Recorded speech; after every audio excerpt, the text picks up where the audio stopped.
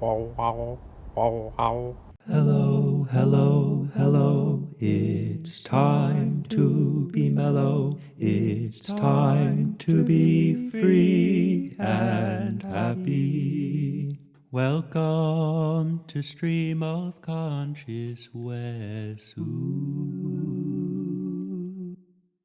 Yo, what's up, homies? I just got some thoughts on my walk about how it's really like I'm coming to terms with how life is about these small moments in between the big stuff that we have to do. Life really isn't about the stuff that's like the things that are on our calendars, the work schedule, the sitting down for a few hours on a Netflix session, but it's about like, what do I do right when I wake up? What do I do when I know I have to be somewhere in an hour? And it's so easy to fill up your time with stuff that you're never going to remember, like I think about all the time that I've watched TikTok or all the time that I, just flip around on my phone. And when I think about, if I were to use 2% of that time to record my thoughts or to record my thoughts verbally or written, then like what type of memories would be associated with that time? And I think there's an aspect of me trying to avoid boredom, that I think it's like if I'm not engaged in a thing where I have to be doing a specific thing, then my tendency is to just simply I approach doing the dishes like, all right, I gotta find a podcast because I feel very avoidant to the prospect of sitting down in boredom and completing this thing. And it's like, I don't have to do my dishes right now. So for a lot of my life, I just wouldn't. I would put it off until it was absolutely necessary, until the sink was overflowing, or more so, until I need to use one of the things that's still dirty. And that would be the thing that would force my hand to go and do some of these small life things. It's like you can live your life and you can never sweep your kitchen floor. That's just a fact. And a lot of people, I'm sure, live that way. I have for many chapters of my life. And I think it's really cool to recognize, like, and this isn't just about do your chores, okay? This is about, like, where are we actually living? I don't want to be living in someone else's mind, but I often am, because that's more comfortable. And as I become more and more aware of how much time I spend trying to get out of my head, trying to find something to pass the time, I realize that habit of getting out has been a coping mechanism for me. It has been something that I've done, that I recognize that I'm doing, because otherwise I'm met with stuff that's uncomfortable, stuff that makes me think about, oh gosh, like, oh, whoa, a dead butterfly, a live butterfly. Whoa, a live butterfly getting attacked by a wasp.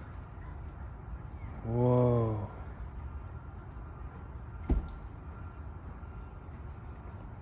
This butterfly is injured, y'all. Love you. Shit. But it really is a way to protect myself from humiliation. And I've talked about this on my podcast before. Like, it feels, the word I use a lot is embarrassing, but I think the stronger term, the term that has more weight to it is, I feel humiliated when I'm met with something that I'm not proud of, when I'm met with having to stare down the fact that I'm covering up the fact that I sometimes really do have a very short temper.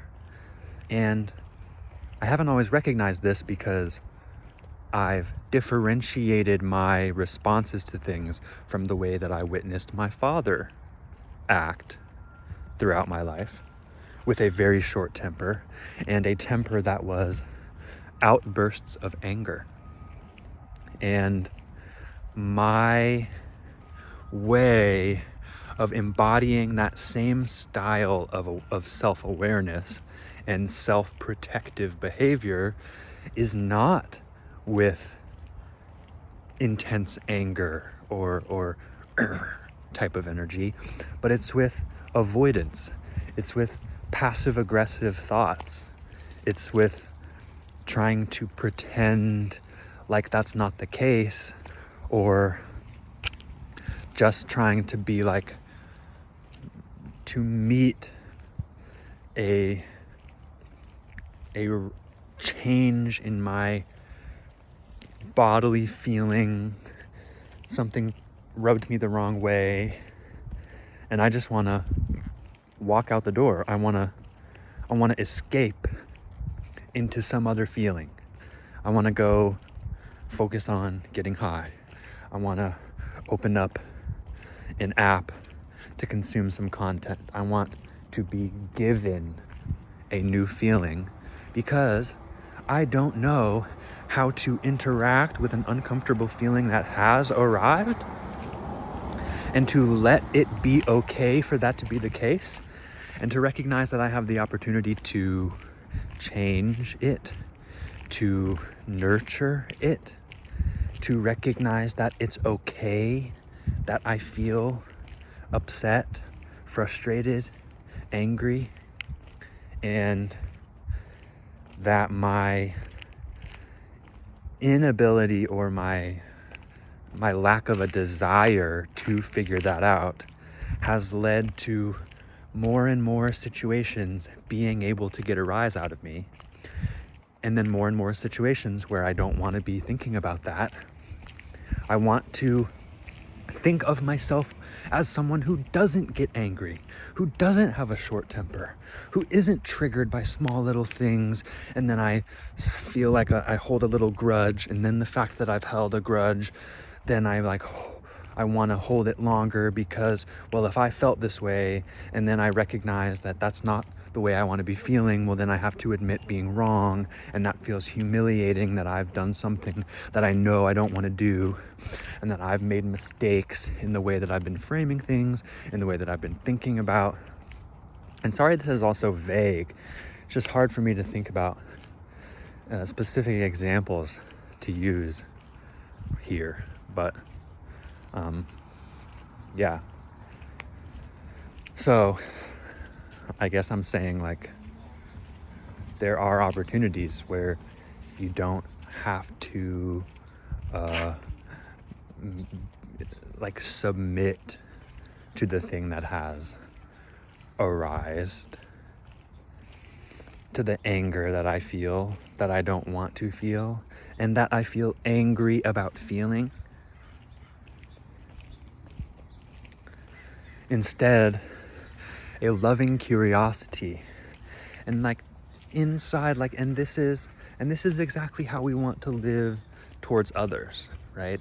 Like, it comes full circle, and I gain such clarity about it when I think about myself as also being my child self. when I think about now in life, I don't really interact with my parents as much in a parental way. They don't see as much of me as they did when I was growing up. And I now recognize the ways that I'm needing that type of love from myself, and the ways that I'm not accustomed to receiving it or giving it. And so I'm very aware of how I'd like to change and hold myself, love myself, acknowledge that everything that comes up for me is not wrong.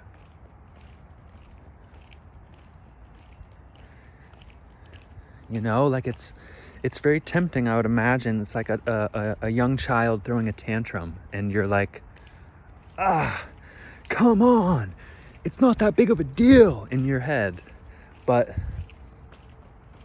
and maybe perhaps you have moments where you would yell at your child like that, just because of your own frustration and the building up of emotions, and oftentimes the place where we allow that buildup of emotions to be released is in a moment where you feel like you didn't have a choice, where you feel like the stress has been building so much and I just popped, and your emotions just exploded out of you.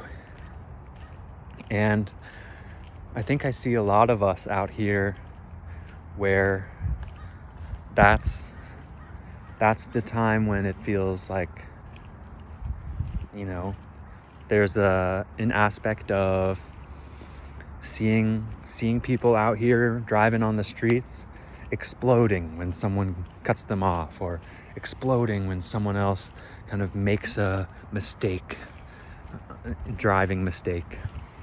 And I totally want to send love to that person, because I say, hey, like, you may have been feeling passively aggressive about something for weeks now, and in the safety of the aloneness and the isolation of your own vehicle, you allow your anger to be expressed, because it's not about something meaningful. It's not about something that really is making you mad. You know, it's like it's easy to jump onto an acceptable story. It's okay to be mad at this fucking idiot up here in the Kia, right?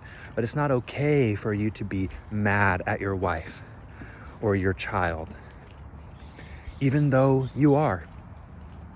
And it's okay that you are, but without the adequate understanding of how to express difficult and intense emotions in a way that makes it safe for other people, then you will never feel safe to actually be addressing it yourself, right?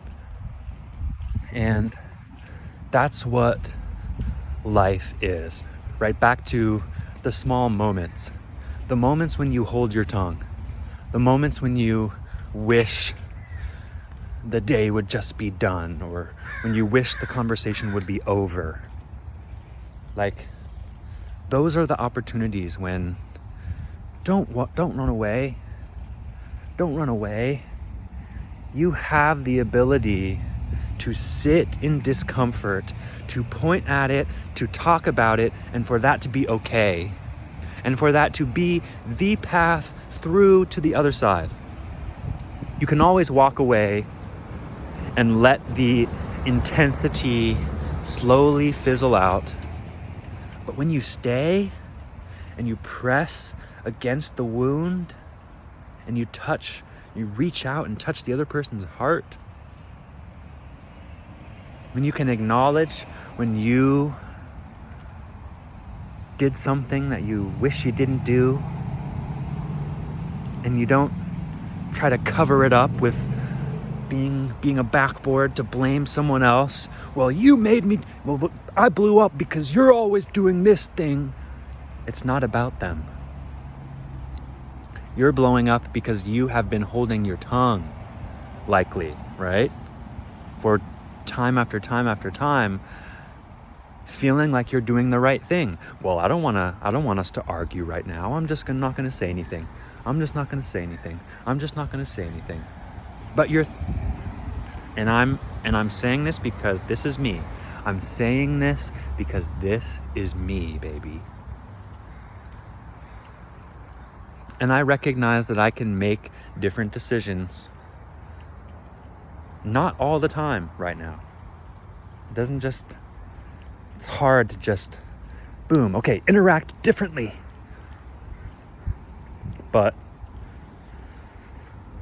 I can help to build and to curate a place within myself that allows me to be wrong, and it's okay, and that is the quickest and the best path towards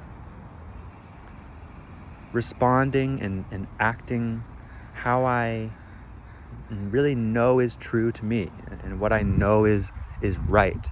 And I don't want to be professing rightness and wrongness, but it's easy for us to make those judgments and for us to want to cover up all the wrongness and all the pain we feel or the pain that we cause. And if I never address it, well, then we never have to, then it doesn't exist. We never have to touch it. I don't want to fuck up anyone else's day, but you are. That internalization of real shit really does fuck up our own days. And in the fuck up of our own days, we fuck up others. So let's fuck up ourselves in a safe way. All right. Love you. I don't know where I'm going. No, I don't know. I don't know where I'm going. No, I don't know.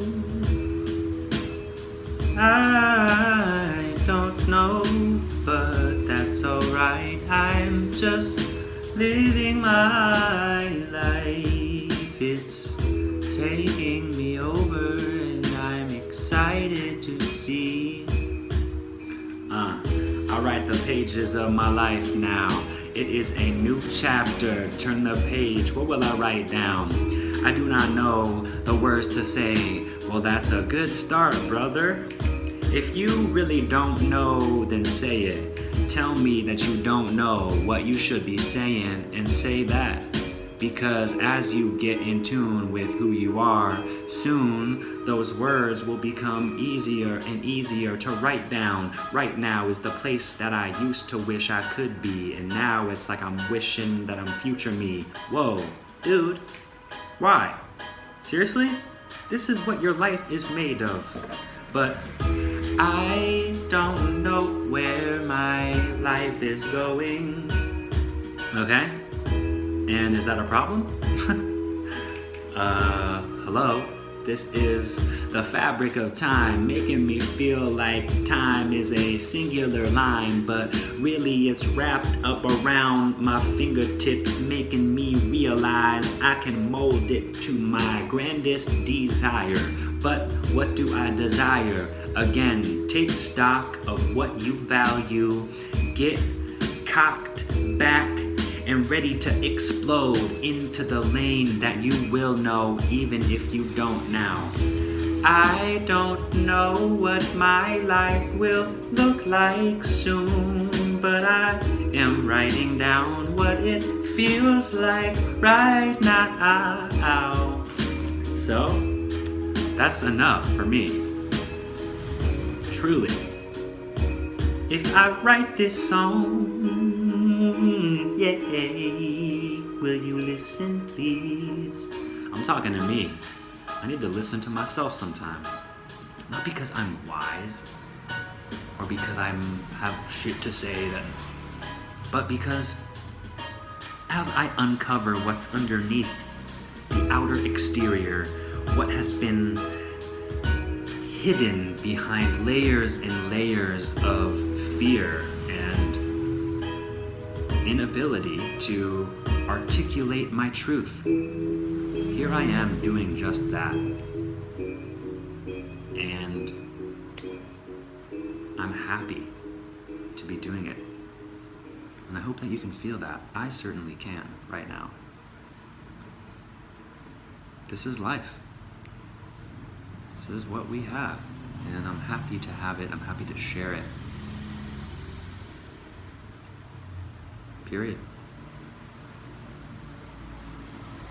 Hit me up. Throw a comment. DM me. I want to talk to the people that want to talk to me. And I have a feeling that a lot of us feel like we're not talking as much as we should, as much as we might want to.